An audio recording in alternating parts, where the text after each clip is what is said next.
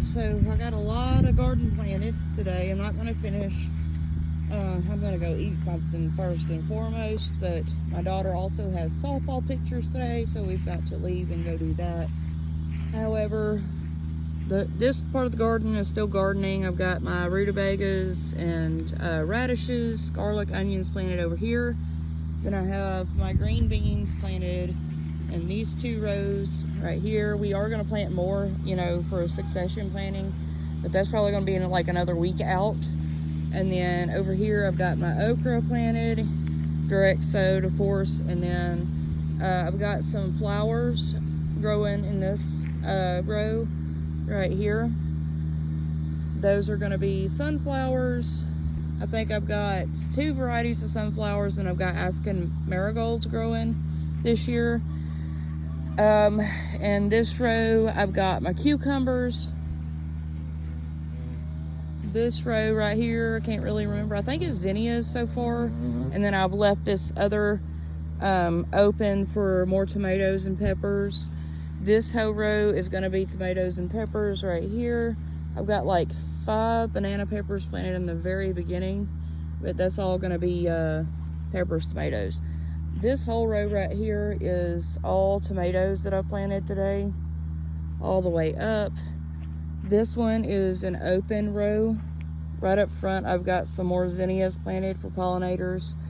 Up here, I want to say I've got more zinnias in this row. Yeah, zinnias here. And then up through here, I have our Italian striped zucchini. And then I have 2 rows of squash planted here. Sorry, there's Loki and Willow. Hi, Willow. So that's what I have planted so far today.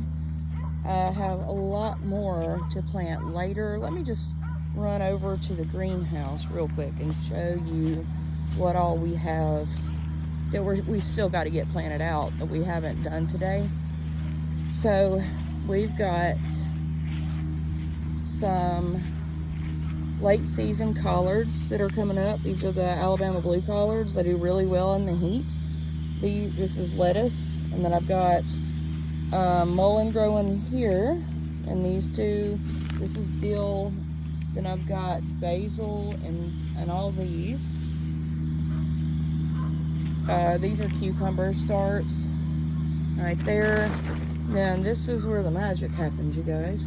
We've got to replant and up-pot a lot of this stuff like this right here. No idea what happened to that. It's just, they came up like this, and it's, you know, that's not a seed company I normally use, but it still did that. I've got to up-pot some of these that are coming up in my cells, because these are ready for a new home. I've got some eggplant that's still got a lot of growing to do before I put those out. And the reason why is when we lived in town at our old place, I would plant our eggplant when they looked about this size. But out here we have such a huge flea beetle problem that if I were to plant these exactly as they are right now, they would just be decimated in like 2 days. So I can't plant these out yet. Same here, I've got to separate and up-pot some of these. These still have some growing to do. These haven't come up at all yet. So I'm going to be quite the busy gal in the next couple of days. Then out here,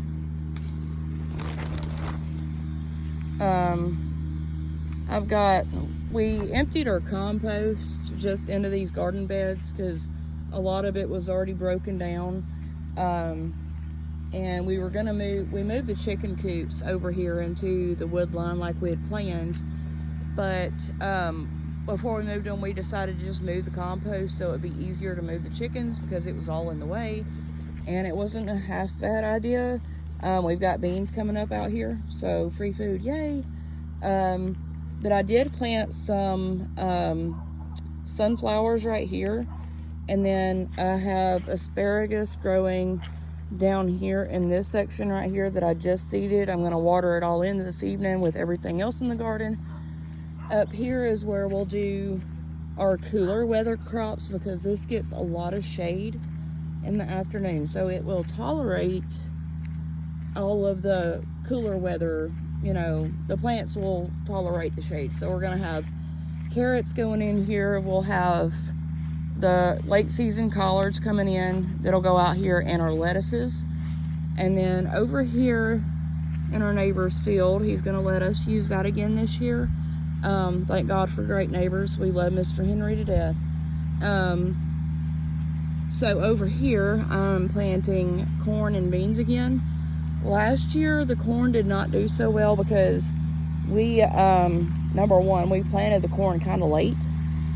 So right when it was in the stage that's important for tasseling and all that, the rain was over with. So it didn't get enough rain, number one. Number two, we did fertilize it super late. So it just didn't get the start that it needed. And we may have gotten like, I don't know, maybe 10 ears off that whole field last year. And it was totally our fault, you know. But this year, I've got some peaches and cream that are going over there. I've got some more pink-eyed bush peas going over there. And then we're also going to do watermelon again. So that will also be going over there. Over here on this end of the garden where it gets lots of sun in the afternoons. And it stays quite dry on this end. We're going to be doing some gourds down here, the dipper gourds that you make like the birdhouses out of. That'll go down here on this end so it can just go wild. And then down here on this end of the garden, focus, down here on this end of the garden down here, we'll probably do some more of the sprawling plants just because we have the room for it. So we'll do spaghetti squash or some melons of some sort. I'm indecisive right now. I'll probably make up my mind this afternoon or this evening sometime when I'm thinking about it. But yeah, we've got a lot done today. I've been out here for about 6 hours straight, direct seeding and putting our little tomatoes and peppers in the ground. But I'm glad that we're finally getting that done because I've been ready to do that for so long. But here's an update for you guys. I hope y'all have a blessed Sunday, and we'll talk to y'all later.